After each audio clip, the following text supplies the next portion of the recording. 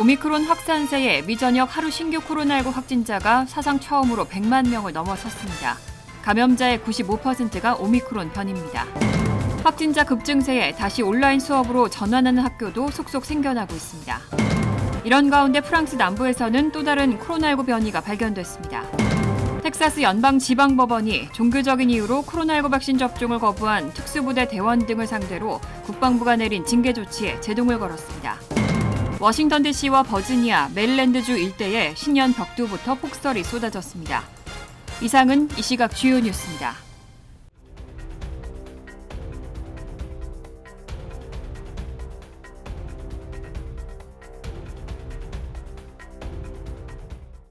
시청자 여러분 안녕하십니까? KBN 뉴스입니다. 미 전역에서 오미크론 변이가 빠르게 퍼지고 있습니다. 오미크론 확산세에 미 전역 하루 신규 코로나19 확진자는 사상 처음으로 100만 명을 넘어섰습니다. 감염자의 95%가 오미크론 변이로 나타났습니다. AFP 블룸버그 통신은 존스홉킨스 대학 집계를 인용해 어제 미 전역 코로나19 신규 확진자가 100만 명을 넘어섰다고 보도했습니다. 존스홉킨스 대학 집계에 따르면 신규 확진자는 108만 2,549명, 사망자는 1,688명에 달했습니다. 이를 신규 확진자가 100만 명을 넘어선 것은 전 세계를 통틀어 이번이 처음입니다. 블룸버그 통신은 미국의 코로나19 신규 확진자가 다른 어느 국가에서 보고된 것보다 많다면서 기존 최고 기록이었던 나흘 전 미국의 신규 확진자 약 59만 명의 거의 2배라고 전했습니다. 그러면서 미국 이외 지역의 기존 최다 기록은 델타 변이 확산 당시인 지난해 5월 7일 인도에서 보고된 41만 4천여 명이라고 전했습니다. CDC가 오늘 발표한 데이터에 의하면 신규 확진자 가운데 오미크론 변이 감염자가 차지하는 비중은 95.4%로 올라갔습니다. 반면 지난 여름 강타했던 델타 변이 감염자 비율은 4.6%에 그쳤습니다. 한편 CNN 방송은 이날 보건복지부 자료를 인용해 미국 내 코로나19 입원 환자가 10만 3,329명을 기록해 지난해 9월 11일 이후 거의 4개월 만에 10만 명을 넘겼다고 전했습니다. 중환자실로 이송된 코로나 감염자도 늘었습니다. 중환자실 입원자 중 코로나 환자는 전체의 25%인 18,500명이었고 중환자실 전체의 병상 점유율은 78%로 올라섰습니다. 이런 확진자 급증세에 다시 온라인 수업으로 전환하는 학교들도 속속 생겨나고 있습니다. 교직원의 높은 감염률과 대체교사 부족 등이 주요 원인입니다. 미국은 2020년 3월 코로나19 확산에 따라 비상사태를 선포하고 온라인 수업으로 전환했다가 백신 접종이 시작되고 감염자 수가 감소하면서 지난해 여름학기부터는 대면 수업으로 복귀했었습니다.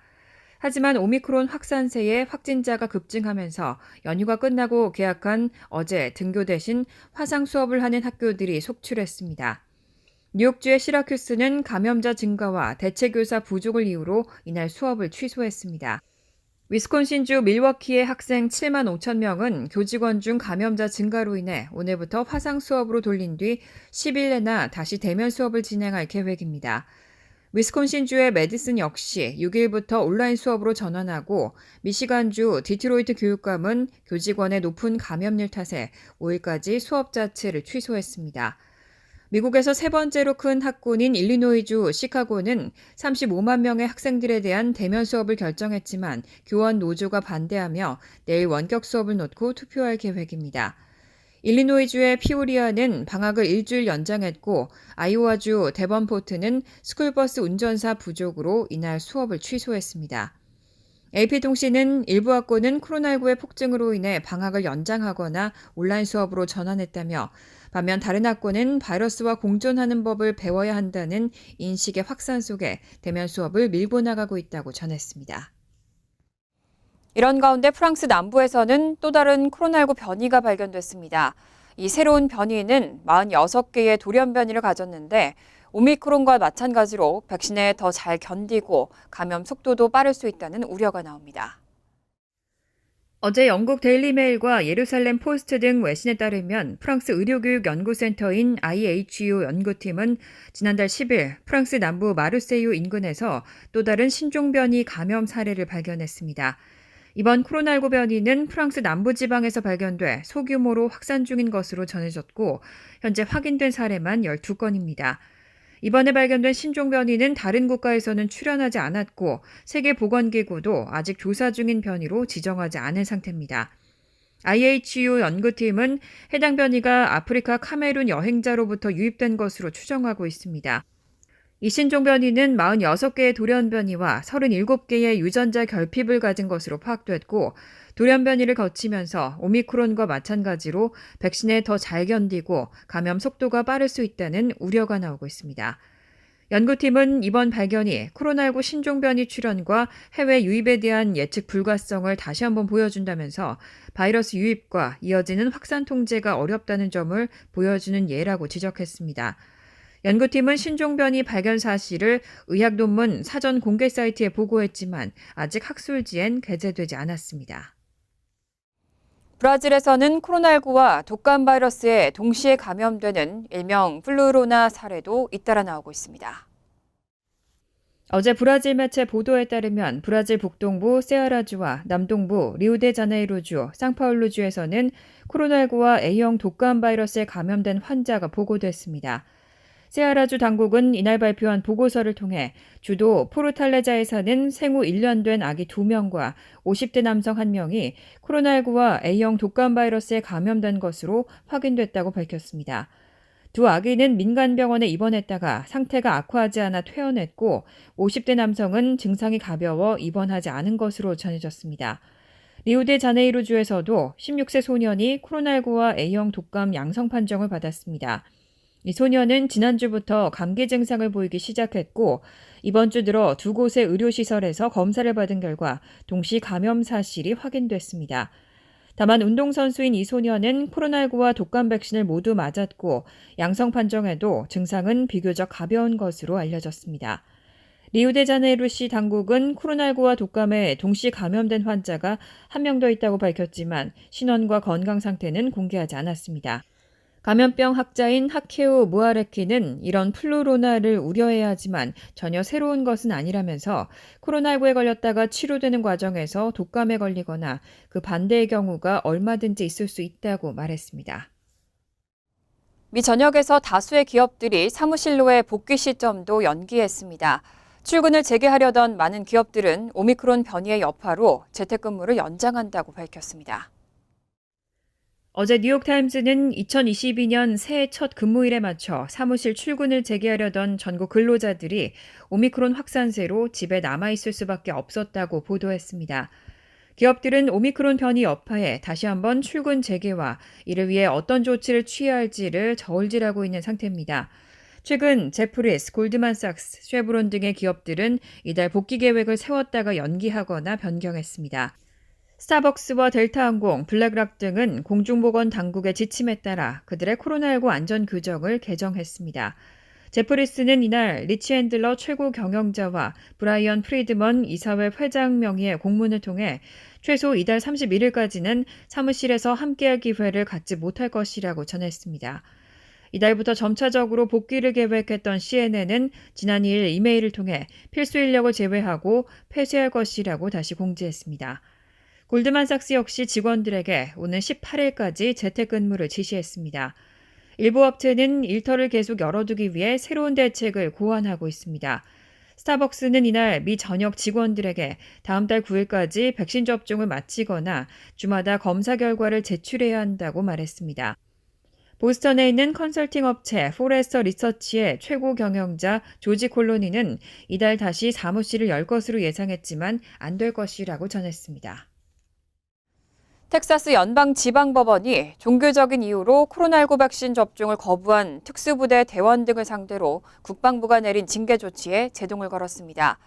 팬데믹을 이유로 정부가 대원들의 자유를 박탈해서는 안 된다고 판결했습니다. 어제 로이터 통신에 따르면 텍사스 북부지방법원의 리드 오코너 판사는 특수부대 네이비실 35명의 특수부대원을 대리해 제기된 소송에서 해군과 국방부가 이들에 대한 백신 접종을 강제하지 못하도록 예비적 금지 명령을 내렸습니다. 조지 W. 부시 전 대통령이 임명한 리드 판사는 26쪽에 달하는 판결문에서 이번 소송과 관련된 해군 장병들은 자신의 희생을 통해 지켜내려는 바로 그 자유의 가치를 옹호하는 것이라며 코로나19의 대유행을 빌미로 정부가 이들의 자유를 박탈해서는 안 된다고 밝혔습니다. 또 해군 당국이 백신 규정에 대해 단 한 번도 종교적인 예외를 두지 않았다고 지적했습니다. 이번 판결에 이들을 대신해 소송을 제기한 원고이면서 미국 내 종교적 자유를 옹호하는 퍼스트 리버리 인스티튜트는 이번 판결을 승리라고 규정했습니다. 이 단체의 법무자문위원인 마이크 베리스는 군인들에게 조국에 대한 헌신과 신앙 중 하나를 선택하도록 강요하는 것은 헌법과 미국적 가치에 어긋나는 것이라고 말했습니다. 바이든 대통령이 명령한 백신 의무화는 보수 진영 내에서 격렬한 논쟁을 불러일으켰고 이를 둘러싼 법적 다툼도 이어지고 있습니다. 면역 억제제 복용 등으로 면역력이 저하된 환자들은 부스터샷을 접종하고도 항체가 생성되지 않는 경우가 있는데요. 이런 일부 환자들은 당국의 인가 없이 4번째, 5번째 백신을 접종하고 있는 것으로 나타났습니다. 뉴욕타임즈는 의료 현장에서 당국의 인가 없이 4번째, 5번째 백신을 맞는 사례가 많이 발생하고 있다며 이는 식품의약국과 질병통제예방센터의 규정을 어기는 것일 뿐 아니라 효과나 안전성이 검증되지 않은 것이어서 논란이 되고 있다고 전했습니다. 신장을 이식받고 면역 억제제를 복용하고 있는 스테이시 릭스 씨는 부스터샷을 정부가 허용하기 전에 맞았고 지난 여름에는 4, 5차 접종까지 마쳤다고 뉴욕타임스에 말했습니다. 1, 2차 접종으로 모더나 백신을 맞았지만 항체가 생기지 않았고 부스터샷 허가 전인 6월에는 얀센 백신을 또 맞았습니다. 추가 접종에도 항체가 생기지 않자 의사 소견서를 가지고 지난 여름 화이자 백신으로 4, 5차 접종을 받았고 이후 항체가 생성된 겁니다. CDC는 지난해 10월 말 면역 저하자는 3번째 접종 후 6개월이 지나면 4번째 접종을 할 수 있게 지침을 개정했습니다. 4번째 접종 자격을 얻을 수 있는 가장 이른 시기는 오는 2월 말입니다. 하지만 일부 환자와 의사들은 백신 접종 시기를 결정하는 FDA와 CDC가 면역 저하자 등 가장 취약한 사람들을 보호하는 데 너무 느리게 움직이고 있다고 지적했습니다. FDA와 CDC는 규정을 어긴 4차 이상 접종에 대해 아무런 입장도 밝히지 않았습니다. 요즘 치솟는 물가 상승에 장보기가 무서워질 정도죠. 바이든 대통령이 새해 첫 백악관 일정으로 육류 가격 인하를 위한 방안을 마련하기 위해 나섰습니다. 바이든 대통령은 새해 첫 백악관 일정으로 육류 가격 인하를 위한 방안 마련에 나섰습니다. 인플레이션이 지지율 하락에 결정적인 변수로 작용하고 자칫하면 11월 중간선거에서 대패할 수 있다는 위기감 속에서 밥상 물가를 잡기 위한 본격 시동을 거는 겁니다. 바이든 대통령은 어제 소규모 농장, 목장 업체들과의 화상회의에서 4곳의 대형 육류 가공업체가 시장을 장악하고 있다면서 경쟁 없는 자본주의는 자본주의가 아니고 착취라고 지적하고 소규모 독립 농장과 목장이 업계에서 쫓겨나고 있다고 강조했습니다. 백악관은 이날 소규모 가공업체에 10억 달러를 지원하고 경쟁 위반 사항을 신고할 수 있는 창구를 마련하는 등의 방안을 제시했습니다. 또 수입된 고기라도 미국에서 가공만 하면 미국산으로 표기하는 현행 규정에 대해 농무부가 전면적인 검토에 들어갔다며 원산지 표기 규정 강화를 시사했습니다. 모두 대형 육류 가공 업체를 겨냥한 조치로 인플레이션의 책임을 대기업으로 돌리기 위한 의도가 있는 것이라는 해석도 나옵니다. 미국에서 육류 가격은 1년 전에 비해 16%가 올랐고 특히 소고기 가격은 같은 기간 20.9%가 올랐습니다. 백악관은 대형 육류 가공 업체 4곳이 소고기 시장의 85%, 돼지고기 시장의 70%, 가금류 시장의 54%를 장악하고 있다며 시장 왜곡으로 가격 인상이 초래됐다는 입장입니다. 업계에서는 바이든 행정부가 기업의 책임을 전가한다며 반발하고 있습니다. 워싱턴 DC와 버지니아, 메릴랜드주 일대에 신년 벽두부터 폭설이 쏟아졌습니다. 눈폭풍은 뉴저지 남부로 이동하고 있어서 피해가 북동부 지역으로 확대될 것으로 우려됩니다. 워싱턴 DC와 버지니아주 북부, 메릴랜드주 중부 지역에 어제 겨울 폭풍 경보가 내려졌습니다. 기상청은 해당 지역에 약 8인치가량의 눈이 쌓이며 지난 2019년 1월 이후 최대 적설량을 기록했다고 밝혔습니다. 연말 연휴를 마치고 이날부터 본격적인 업무를 시작하는 연방정부는 폭설 때문에 비상근무 인력만을 남긴 채 일시 폐쇄했고 학교들도 휴교를 발표하거나 온라인 수업에 들어가는 등 사실상 도시 기능이 마비됐습니다. 새해를 델라웨어 자택에서 맞이하고 이날 복귀하려던 바이든 대통령의 일정도 차질을 빚어 워싱턴 DC로 돌아오는 에어포스원의 비행 일정이 30분가량 지연됐습니다. 바이든 대통령은 헬리콥터 대신 차편을 이용해 폭설을 뚫고 앤드류스 공군기지에서 백악관으로 이동했습니다. 뉴욕 일원은 강추위가 찾아왔습니다. 기상청은 어제 뉴욕시 최저온도가 화씨 21도까지 떨어지면서 올겨울 들어 가장 낮은 온도를 기록했다고 밝혔습니다. 오늘도 최저기온 22도, 최고기온 36도를 기록해 추운 날씨가 이어졌고 내일은 낮 기온이 45도까지 올라가 추위가 풀릴 것으로 보입니다. 이번 주 금요일에는 눈 소식도 있습니다. 에릭 아담스 뉴욕시장은 1에서 3인치에 달하는 눈이 내리더라도 교통 이용에 영향이 가지 않도록 만반의 준비를 하고 있다고 밝혔습니다. 간추린 소식입니다. 캐나다 소재 국제금융자문업체 아톤캐피탈이 오늘 공개한 2022년 여권지수에 따르면 북한 여권의 이동점수는 44점으로 86위를 차지했습니다. 199개국의 여권 파워를 평가하는 이 지수는 공동 순위가 있기 때문에 91위가 꼴찌에 해당합니다. 북한 여권 소지자가 무비자로 들어갈 수 있는 나라는 도미니카, 감비아, 하이티, 키르기스스탄 등 7개국뿐입니다. 반면 한국의 여권 파워는 150점으로 전 세계 3위에 올랐습니다. 스웨덴, 덴마크, 스위스 등과 공동 순위입니다. 한국 여권 소지자는 99개국을 무비자로 입국할 수 있습니다. 뉴욕타임즈는 오늘 캐시 호컬 주지사가 뉴욕 주지사의 임기를 2회 연임으로 제한하는 방안을 추진하기로 했다고 보도했습니다. 뉴욕은 임기에 제한이 없는 10여 개 주 중 하나입니다. 호컬 주지사는 주지사뿐만 아니라 부지사와 주 검찰총장 등 주 전역에서 치러지는 선거를 통해 선출되는 공직자의 임기도 함께 제한하겠다는 입장입니다. 다만 주의회 의원에는 임기 제한이 적용되지 않습니다.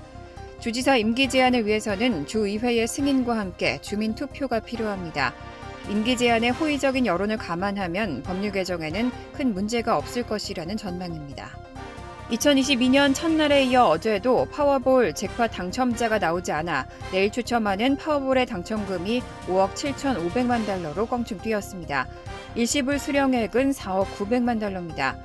파워볼은 지난 39번의 추첨에서 연속으로 1등 당첨자를 배출하지 못했습니다.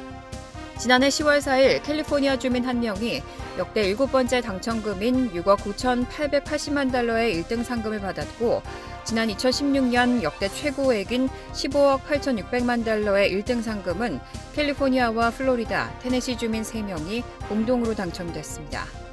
한때 전 세계적으로 인기를 끌었던 블랙베리 스마트폰 서비스가 중단됩니다. 블랙베리는 최근 발표한 성명에서 오늘부터 블랙베리 7.1 운영체제와 초기 버전, 블랙베리 10 소프트웨어, 블랙베리 플레이북 OS 2.1 등에 대한 서비스를 중단한다고 밝혔습니다. 블랙베리는 이런 OS와 소프트웨어가 탑재된 블랙베리 볼드, 스톰, 패스포트 등 구형 스마트폰은 통화와 문자 메시지 등이 안정적으로 작동하지 않는다고 덧붙였습니다. 블랙베리 스마트폰은 2009에서 2010년 전 세계 스마트폰 시장의 20%가량을 점유할 정도로 한때 많은 인기를 끌었지만 애플의 아이폰 등 다른 스마트폰에 제대로 대응하지 못하면서 차츰 소비자의 관심에서 멀어졌습니다. 환율과 증권 소식입니다.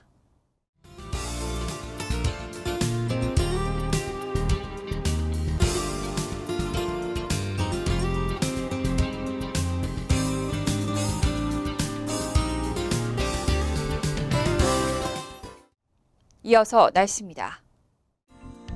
수요일은 흐린 가운데 종종 비 내릴 가능성이 있습니다. 낮 최고 기온은 46도, 섭씨 8도, 밤 최저 기온은 36도, 섭씨 2도로 예상됩니다. 목요일은 대체로 화창하지만 저녁부터는 때때로 눈이 올 가능성이 있습니다. 금요일은 오전 한때 눈이 내릴 가능성이 있겠습니다. 이상으로 KBN 뉴스를 마칩니다. KBN과 함께 즐거운 저녁 되시기 바랍니다.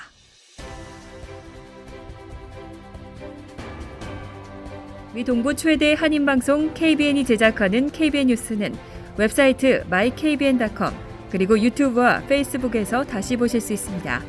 좋아요, 구독, 알림 설정은 뉴스 제작에 큰 도움이 됩니다.